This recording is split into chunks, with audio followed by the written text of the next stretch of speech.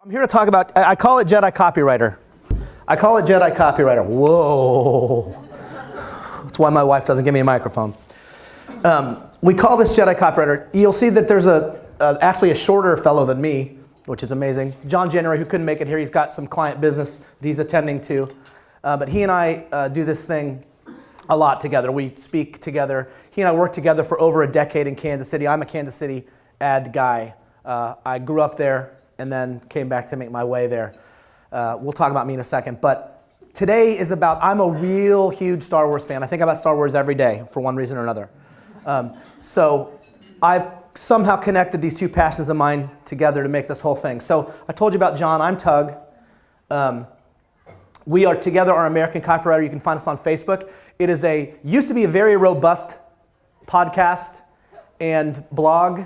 And now that I have a 12-year-old and a 9-year-old and he's got a 12, 10, and 8-year-old, add those things to our very busy agency lives, and poor American Copywriter has suffered quite a bit. But please, we still post things and we still got a community there, so if you want to go check that out, please do. If you would like to tweet anything about what I have to say, please do it at #Jedi Copywriter. I like to have you guys converse, and then I like to look at it later and see what you had to say. Helps you with the presentation. So without further ado, I usually say, who were these two short guys? Because there's usually a shorter guy with me.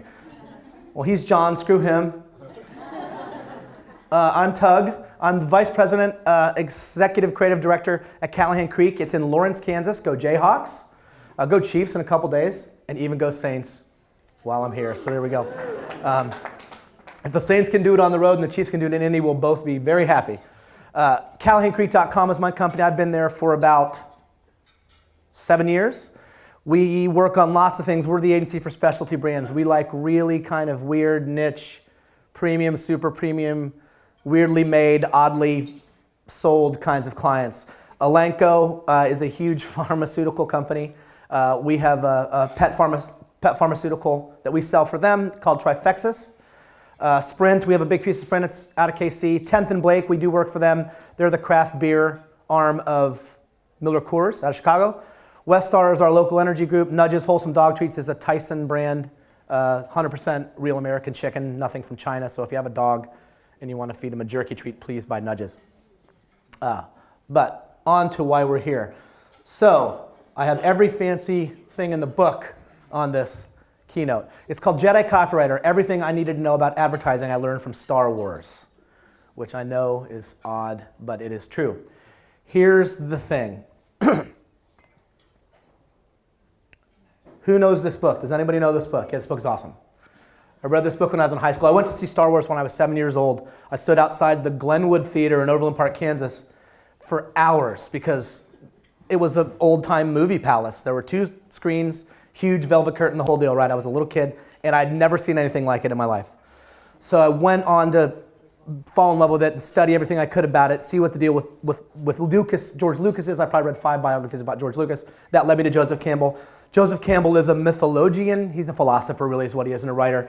And you can go online and look up The Power of Myth, and Bill Moyers from 60 Minutes interviews him about this. So the idea of the hero with 1,000 faces is that there's really one story. He called it the monomyth, right? It's the story where a often young character goes out into the world to face great peril, to solve a big wrong. They have to overcome lots of challenges, and then they end up winning in the end and learning something about themselves, okay? They're often aided by an old sage advisor. So you've got, obviously in this case, you've got Luke and Obi-Wan. You've got Harry and Dumbledore. You've got Daniel and Mr. Miyagi. You've got anybody that ever, all beards, apparently beards help. Even Mr. Miyagi had a beard. And P.S., I'm talking about Mr. Miyagi, Pat Morita. I'm not talking about no Jackie Chan. So take that. Anywho, so the idea here is that the character in the story goes out and faces down the world and learns something and achieves something and becomes greater than he was at the beginning. Okay? So that's these stories. That's you. That's me. That's Luke. That's Harry. That's Daniel. This business we're in is hard. and it's getting harder.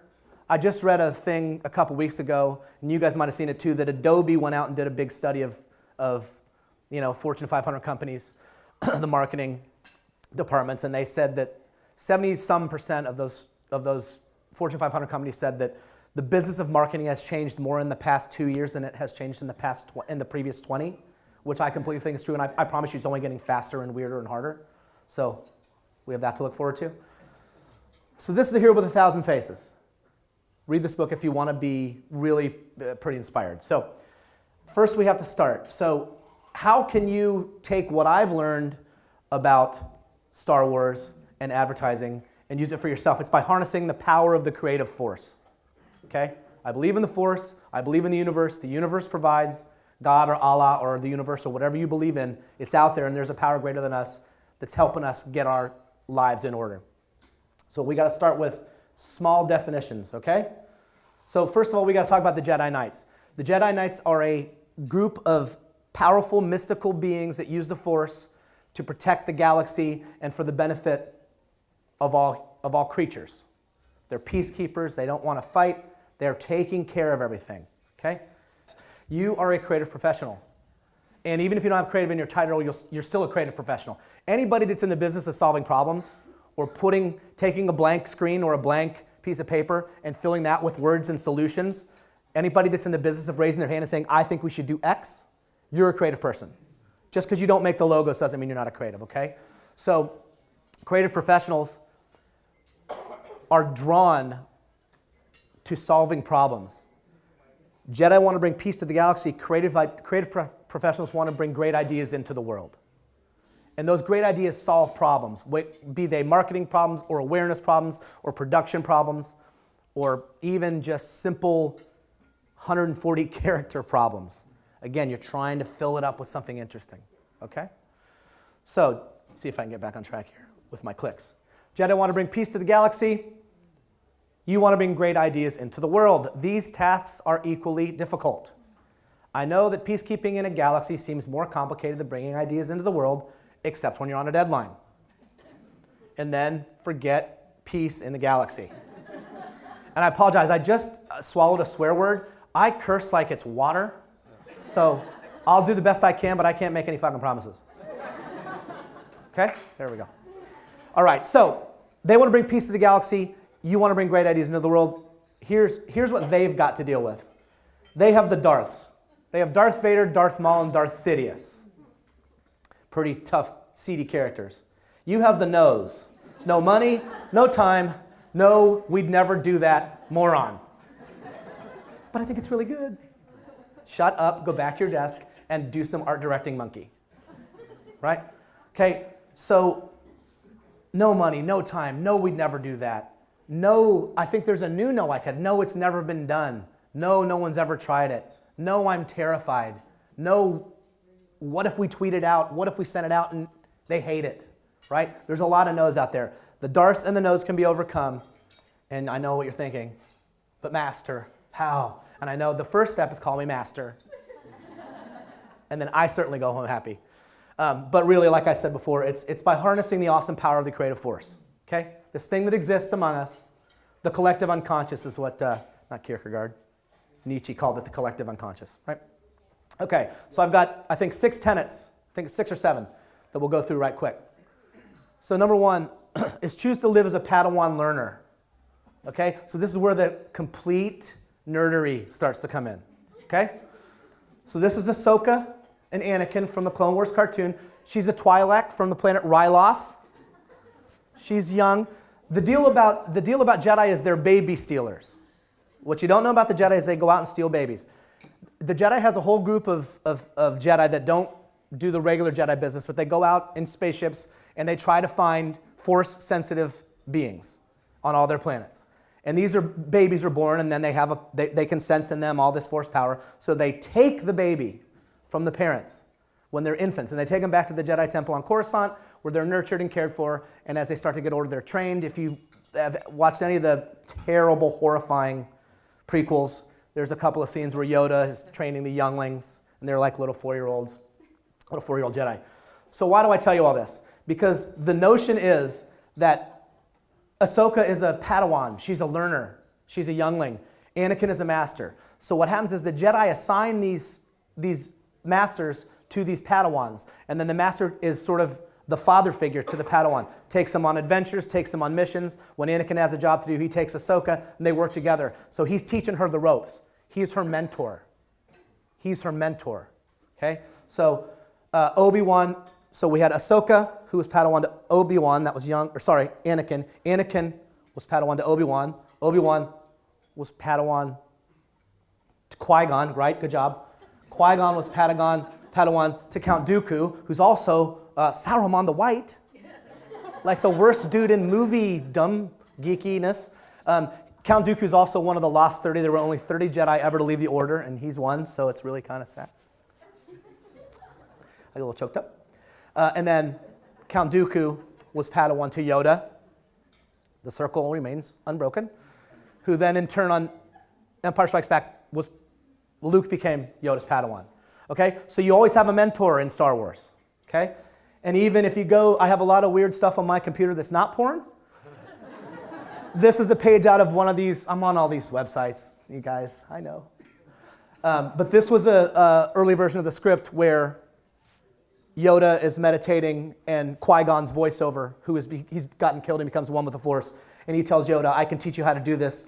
And Yoda says, a great Jedi Master you have become, Qui-Gon Jinn. Your apprentice I gratefully become. So Yoda, this 800-year-old Jedi, said, I still don't have it all figured out. I'll become your mentee. Okay, so let's bring it back home. This is Bill Bernbach, father of modern day advertising creativity. He's the guy who then it was Doyle Dane Bernbach in Chicago. He said, we got to get the copywriters out of their holes and the art directors and designers out of their holes, and we got to put them together and make a team out of them, because concepting together is better than concepting in silos. And that's where all that Volkswagen work came from, all that We Try Harder work for Avis came from. He invented this idea. And if you can go online and find lots of stuff about Bill Bernbach, and you should if you haven't. Very smart, very humble guy.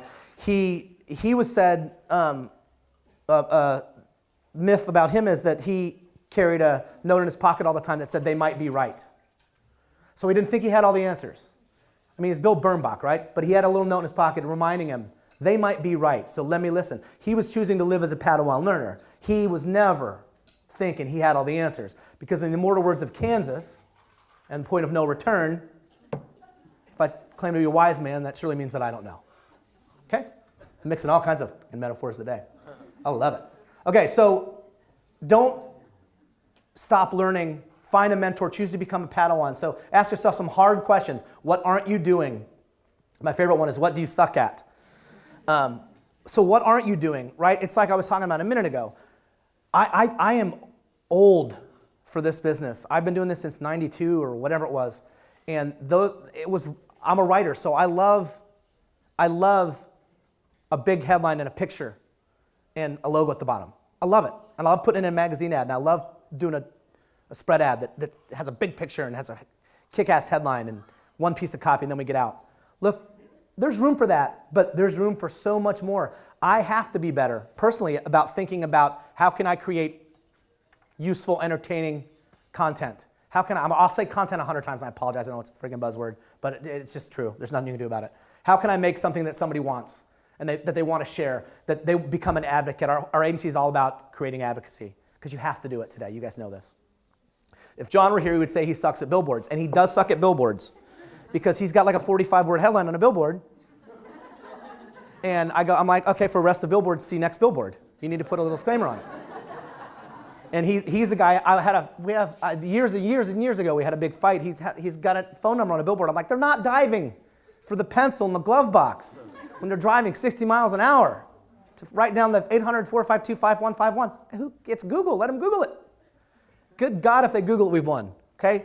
So why do I tell you to ask yourself these hard questions? And it's because as long as you keep learning, you won't become what you fear, and what you fear is to become a hack. It's what we all fear. To get aged out, to get ideaed out, to get used up, to become a hack. It's what we all fear, okay? But as long as you keep learning, put that note in your pocket when you get to work. They might be right. And I am terrible. My wife will tell you I'm a terrible listener. I think I have the answers, and I think I have it fast. So I have to be that person as well, okay? That's choose to be a Padawan. Number 2, tenet 2, choose to concept the Jedi way.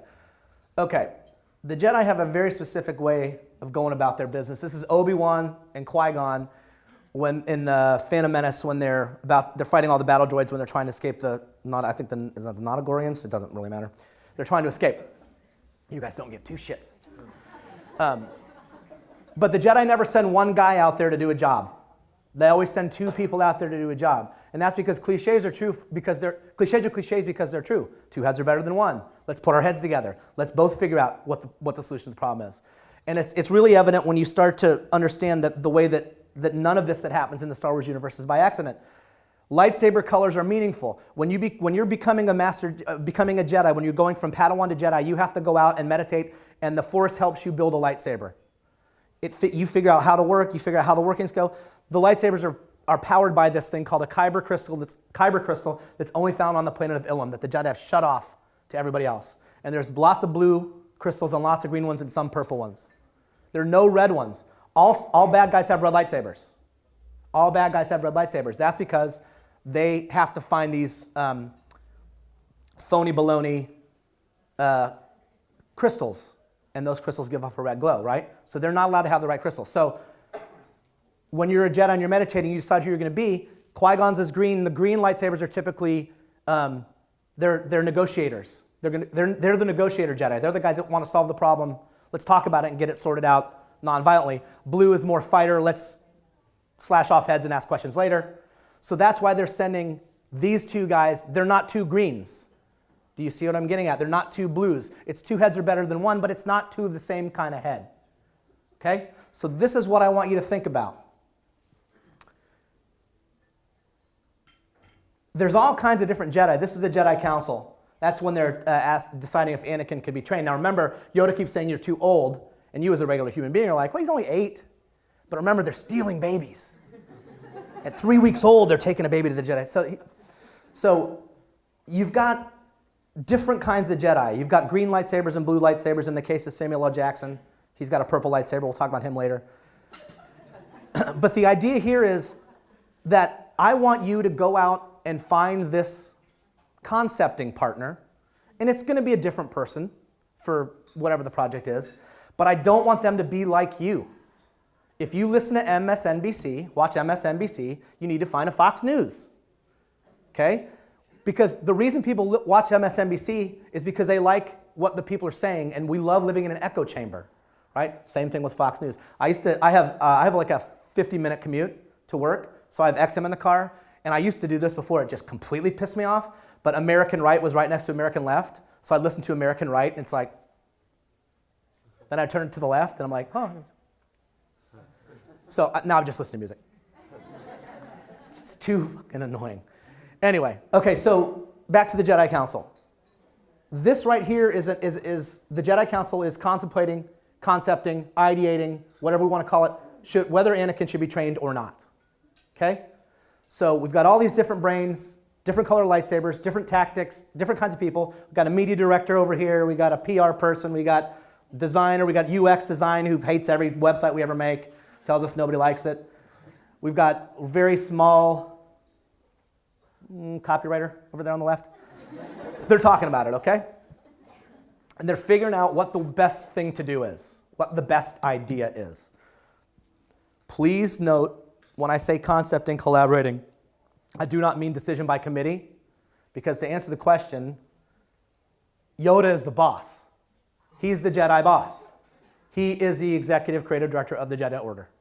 He tells you what we're going with and tells you what we're not going with. But he listens. That's why I say I do a bad job about listening. I need to listen more. As you watch the Star Wars movies, this theme is evident throughout, right? So we've got Han now, and Chewie, and Ben, and Luke, when they're going to Alderaan to try to save Princess Leia. They enlist the help of these 2, right? Again, media director maybe, designer, whatever. Solo doesn't want to go. I mean, his name is Solo. He's a loner. It's in his name, right? Chewie has a life debt to Han, which you have to read way deep into these many, many Star Wars novels to find that out, but that's why he hangs around. The idea here is, if you've got a problem that you can't solve, Luke could not solve the problem of how to get to Alderaan to save the princess. He had to get some help. Concepting, what's the idea? If you're pure of heart and you put yourself out there, creatively speaking, it'll come back to you and it will work. It will be better for you. The idea will be better. 2 heads are better than 1. Why not 3? Why not 4? Why not a dozen? Again, I told you, it's not committee. It's not deciding or making consensus. It's getting points of view, getting more ideas. Because as you guys know, it's like, there's other cliches about, you got to get through the 50 shitty ideas before the first good one comes out. Well, get through all of that and then find out where it goes. Connect with each other, right? Get out of your silos, quit protecting your turf.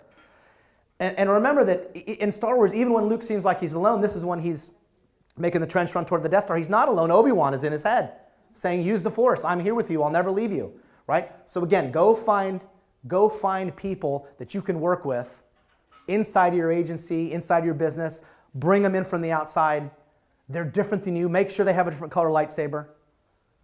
Work together to solve these problems, okay? I want you to do this. And remember, get yourself a mentor. Find somebody you trust that can help you.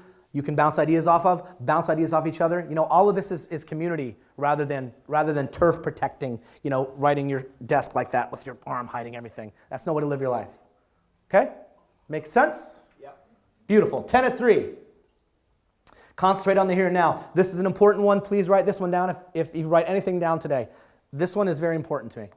So this is young Luke. And Yoda says in Empire Strikes Back, he says, a long time this one have I watched. Always never his mind on where he was, what he was doing. Always as he looked away to the stars, to adventure. A Jedi craves not these things. Never his mind on where he was, what he was doing, right? So creatives are this way. We're always thinking about the next project, the next client, or the next job. It's a very vicious cycle about, God, if I only worked over there. God, if I only got that assignment. How come they're getting that and I'm not getting this? I'm sick of them getting the good stuff. This getting idea makes me crazy. We're always thinking about the next project, the next client, or the next job. And I need you guys to think about not doing that. And I need you to work on the work on your desk. This is what you should write down. Work on the work on your desk. It's the only thing that exists for you. Wieden and Kennedy doesn't exist. Another client doesn't exist. Another assignment doesn't exist. It's due at 4. You know it's due. And there's going to be hell to pay if you don't get it done. And you should have told somebody you weren't going to get it done 3 days ago, but you didn't. Because you were busy playing friggin' pinball downstairs or whatever you were doing. Minecraft. Everybody's on the Minecrafts. So work on the work on your desk. And the more you think about what's in front of you and the less you think about what's not in front of you, the better off you'll be. I have a piece of my life where this happened, and I'm embarrassed by the ad to this day, but it was the very first ad I ever won an Addy for, and it got handed to me at 4 o'clock on a Friday when I was really ready to leave and drink a beer, and it was the wife of one of our clients was running the gymnastics tournament that her daughter was in. And she needed a full-page ad for the program. These were the days when they printed programs and did that sort of thing. I think they printed it at Kinko's or whatever. So they handed it to me, junior copywriter and a junior art director, and we're like, gymnastics ad? So we did go to the bar, and we did work on it for a while, and we got together and put our heads together and sorted it out, got an idea. It was a terrible idea. Oh my God, I can't believe it won anything. I should have been fired for it. It was some stupid thing about, I think it was a bank, and I think it was like, we'll bend over backwards for service, and it was gymnastics, get it? Yay. Don't judge me, please. Anyway, everybody liked it, got it done, won an Addy, and I started learning that day. Well, that was something I wasn't expecting that came into my life, and I actually took 5 minutes after I quit complaining for 5 minutes, I said, let me just see if I can't make this good. So if you're working on the work on your desk, if you make it as good as you can make it, that's where it needs to begin and end for you. We're going to talk why in a minute, but work on the work on your desk. Stop thinking about what you're not getting and start thinking about what you have. It's going to make you happier creatively. Because that other shit doesn't exist. Someone else is doing it. Some other company's doing it. Don't worry about it. Work on the work on your desk. Make it as good as it can be. And I mean everything. If If you're writing a cocktail napkin for the local bar and you got to write some funny headlines, make them funny. Work on it. Focus on it. Don't just mail it in. You're madder at yourself when you mail it in and it gets approved than when you really work on something great that gets killed. We'll talk about that in a minute too. All right, number 4 is be mindful. Beware of the dark side. Because it's out there and it's scary. That's Darth Maul. He's the best character George Lucas ever created as a bad guy, and he killed him and cut him right in half in the first movie. That was stupid. Anyway, so the dark side is out there, right? Yoda says when he's training Luke on Dagobah, anger, fear, aggression. The dark side are they. Easily they flow, quick to join you in a fight. I would add envy, pettiness, and insecurity. Again, this is all building, right? Get a mentor, a concept together. Work on the work on your desk. Stop thinking about others. Think about yourself. Envy, pettiness, insecurity. I want you to understand that every head is a world, right? You just do not know what anybody else is thinking.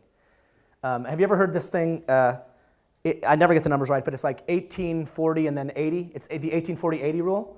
It's at 18, you're debilitated by what everybody's thinking about you. At 40, you say, I don't care what anybody thinks about you. And at 80, you realize nobody was thinking about you. Right? So that's what this is about. Worry about yourself. Worry about what you're working on. Forget the envy. Forget the pettiness and insecurity, because your ideas have value. Your approach is worth something. Everybody's approach is worth something. They're all different. You wouldn't solve it the same way I would solve it. You wouldn't solve it the same way he would solve it. It's okay. And when you don't believe me, you just need to think about the Ewoks. Okay. The Ewoks won with sticks and stones and rolling logs. And who did they beat? The intergalactic empire. Okay, empire. We've won. We're everything. Intergalactic. We can travel out of our galaxy to other galaxies. And they threw rocks. If you remember in Return of the Jedi, they're flying on hang gliders and dropping rocks on stormtroopers. Stormtroopers suck. God, they're terrible. Jeez. They have guns. Shoot the thing. It's a teddy bear. Nope, they won. And that's because they had a different idea. They had a different approach. They weren't expecting that sort of a thing, right? So be more like an Ewok. Of course, I'm only slightly taller than one, so it's easy for me. And I used to be as hairy. Now I'm bald. But I want you to honor your own approach. Remember, every head's a world. Remember that you're going to get to a point in your life where you're going to realize nobody was thinking about you. Do your thing and be great at your thing. Don't worry about what anybody else is doing, whether it's good or not. Please don't go to Addie's and nervous drink. I know you will, because I've been to far too many Addie's. Oh my God, am I going to win? Oh my God, are they going to win? Please don't let them win. Oh my God, should I win? Okay? Don't worry about it. Remember the Ewoks. Okay? Honor everybody's approach. Ki-Adi-Mundi is a Jedi with a huge, tall head. He has a binary brain. He interprets the Force as computer signals. Plo Koon has Force-sensitive face appendages. Kit Fisto can sense opponents' uncertainties through the Force. Oppo Rancisis can induce nausea using the Force, which is pretty sweet if you're fighting. The guy's just puking all over the place. That's pretty awesome. And Mace Windu, he's just a badass. He's Samuel L. Jackson. He's got the purple lightsaber. I don't even call him Mace Windu. Samuel, the Jedi. This is the Jedi Samuel L. Jackson. Right? So, honor your own approach. Don't worry about anybody else. Don't give in to anger and fear and uncertainty and pettiness. It's not going to help you. It's just going to take time and energy away from what you really need to do, which is make great shit. Number 5, we're coming up on it. Yoda says, do or do not, there is no try. Yoda is not saying it's pass-fail.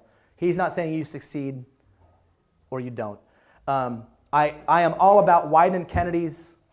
In their lobby, they have a big display made of thumbtacks, push pins, that says fail harder. Okay? The guys that make, what's their name, 37 Signals, they make Basecamp and Wildfire, all that. Theirs is fail faster. Theirs is like, we're going to fuck this up, so we might as well get it out of the way. They're really one of the ones that like, put the beta out and let everybody break it for us, and then we'll figure it out from here. Okay? Yoda tells Luke, do or do not, there is no try. And I think what he means is, if you have completed your task as well as you think you can, then you've done it. If you've written the best plan you can, then you've done it. If you've written the best, like I said, if you're writing the cocktail napkins and you don't want to, do the best you can. You'll be happier. You have to embrace the process and enjoy the process, because the process of making stuff is the only thing that we have any control over. A client can say anything. Creative director can say anything. Agency owner can say anything. As you guys know, anybody now can say anything. You know, picture frame 47 at yahoo.com can make a comment on something that took you 6 months to make, and the client tells you to yank it down. One random joker anymore can fuck this up for all of us. So you have to embrace the process, and that's the part of making stuff. Taking that blank page and filling it up, okay? And when you're despondent and you're terrified, get your mentor to help you. Go talk to somebody. Don't suffer in silence in your little cubicle. That's Yoda who said it. And again, this whole thing is, you have to be mindful because good ideas are going to die. This is Anakin's mom, Shmi Skywalker. She died. Ahsoka is going to die. She has to. She's not in any of the movies, although George Lucas could fix that later, Industrial Light and Magic. But she's not in any of the movies, so she must die. We know Obi-Wan died. Qui-Gon got it. Ooh, that's a tough one. Right in the bread box. Yoda died, but Luke prevailed. He stayed true to the tenets. He stayed true to himself. He honored his own approach. He made it through. And again, even if he dies, we have Leia in the gold bikini, so that's got to be worth something. Every 10-year-old boy's lifetime obsession. Okay, so that's be mindful, right? So it's all starting to build. Get yourself a mentor, concept the Jedi way, be a Padawan learner, on your own approach, beware of the dark side. Number 6, this is the last one, it's take celebration seriously. You gotta consider this. George Lucas puts parades in almost all of his movies. So this is Padme giving the glowing orb of, I'm assuming, peace to Boss Nass of the Naboo after they've solved the first problem. Then here's the Ewok party after they blew up the second Death Star. They're having a good old time drinking nutberry wine, I guess, up in the trees.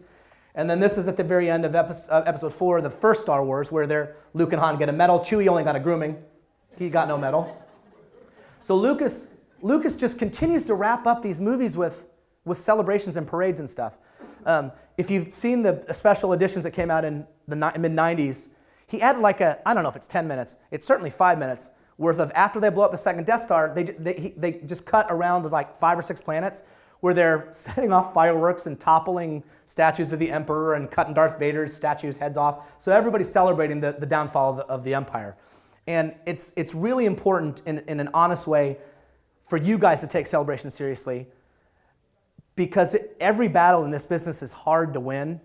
And the second that you won it, there's another one right around the corner. We were just talking about it over here a minute ago, where it's like, everything I said that, oh, no, we'll get to that after the holidays. Well, shit. It's after the holidays and a bunch of stuff stacked up, right? So take celebration seriously. Please stop and gather in your agencies and have a drink, go buy a round of beers, or go do whatever you want to do to celebrate, but stop and thank each other and quit beating yourselves up so much. And the reason is simple. They're building another Death Star. And it's coming for you, right? It's coming. They're over here hitting the second. Luke, it was all the rebels could do to blow up the first Death Star. And then 2 movies later, boom, we get another Death Star. Screw you guys, rebels. Okay? So right quick. So choose to live as a Padawan, always be learning. Concept the Jedi way, please don't sit in your silo. Get other people of different kinds of brains and different kinds of lightsabers. Concentrate on the here and now, work on your desk. That is a very important one to me. Beware of the dark side, don't give in to the pettiness and the insecurity. Honor everybody's approach. Do the best you can on every job that you're given that's tied to work on your desk. And take celebration seriously. So, if you act more like Luke and less like Vader, whiny Anakin, you'll be happier. The whole reason I'm here is because I love people that make stuff, and I love talking about creativity, and it's so hard that if you can live a better creative life, because we're all drawn to it, right? It's kind of a calling. If you can live a creative life that's better and more fulfilled, you're just going to do better work, and that's going to then make you happier. It's sort of like a snake that's eating itself. It's just going to make you a better, happier, creative person. So more like Luke, less like Darth Vader. And to wrap it up, it's may the Force be with you. So thank you.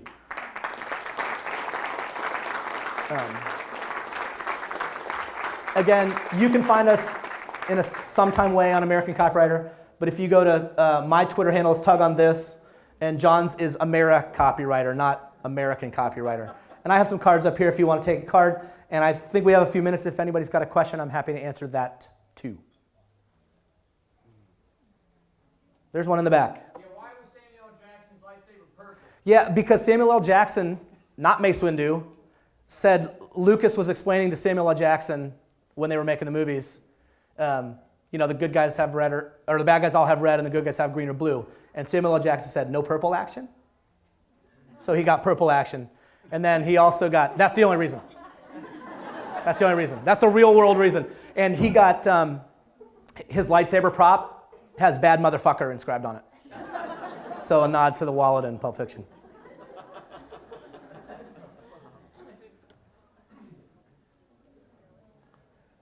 Hey guys, I appreciate it. I'm having a great time and met some great people, so I appreciate you guys listening. And I know it's a little, oh God, we got one over there. What do you think about the upcoming Star Wars? Anything will be better than the last three. Anything. Anything will be better than the last three. They're a shit show, as my brother Brad would say. Anyway, thanks you guys. I appreciate it.